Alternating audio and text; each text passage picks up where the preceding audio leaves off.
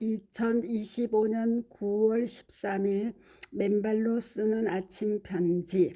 맨발 걷기와 동시에 식이요법이라는 섭생도 수레의 두 바퀴처럼 병행되어야 한다. 가로 2025년 6월 24일자 아침 편지 앵콜입니다. 가로 좋은 아침입니다.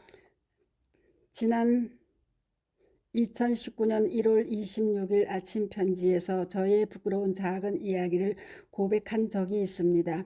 그 전 겨울 내내 매일 맨발로 10,000보 이상을 걷고 있었기에 건강에 과신을 하였고, 그 결과 먹는 것을 가리지 않고 먹었을 뿐만 아니라 과일, 케이크 등 단 음식을 먹는데 조금도 조심하지 않고, 특히 저녁 식사 후에도 집사람과의 경고에도 불구하고 맨발로 걷고 들어와서 꼭 배나 단 과일을 한쪽 이상을 먹었기 때문입니다.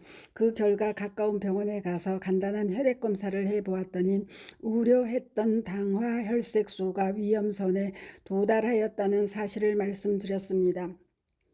과신과 잠시 동안의 부주의의 결과였습니다. 이에 당장 당도가 높은 과일들의 하루 섭취량을 반으로 줄이면서 저녁 식사 시간 이후에는 일체의 과일과 단 음식 등을 스스로 금지하기로 하였고, 좋아하는 빵과 케이크 등도 자제하기로 하였어요. 그것은 저 자신과의 약속이기도 하였지만 여러분들과의 약속이기도 하다고 말씀드렸고, 3개월 후 그 결과를 다시 말씀드리겠다고 약속드린 바 있습니다. 그로부터 3개월이 지난 4월 어느 날 다시 병원에 가서 혈당치를 검사해 보았습니다. 그랬더니 의사가 축하합니다. 정상으로 돌아왔네요. 그동안 무슨 조치를 하셨지요? 라고 물어보았습니다.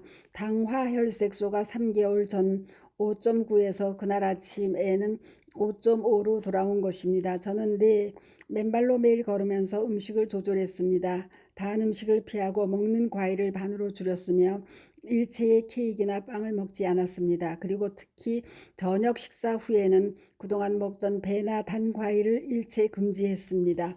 또 흰밥을 현미밥으로 바꾸었고요.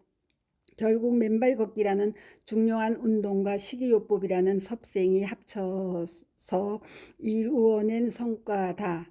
저는 그렇게 생각합니다. 라고 답하였습니다. 의사는 혈압도 완전 정상입니다. 라고 확인해 주었습니다.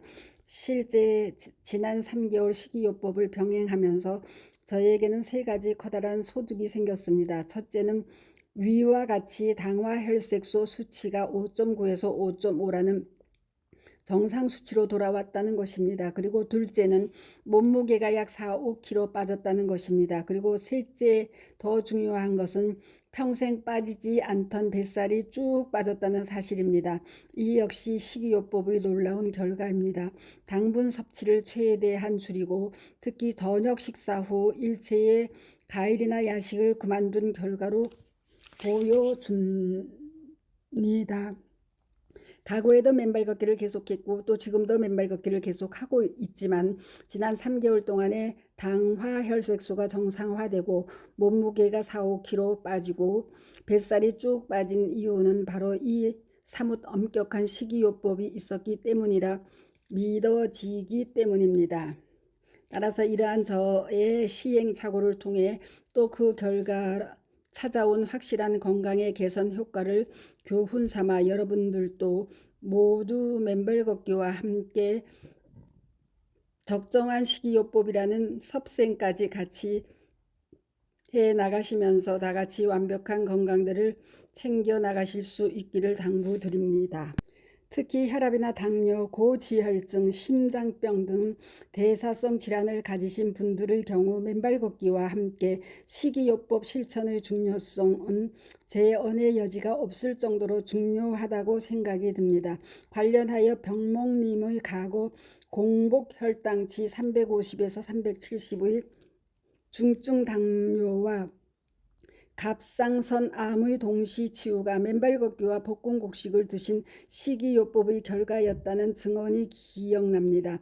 어김없이 맨발 걷기와 식이요법이 병행된 치유의 역사입니다. 위 저의 경우도 그 정도가 미약하지만 결국 식이요법과 맨발 걷기가 병행되어 위험선의 경계까지 이른 당화혈색소 수치를 정상화시킨 신뢰가 그러한 당위를 다시금 입증합니다.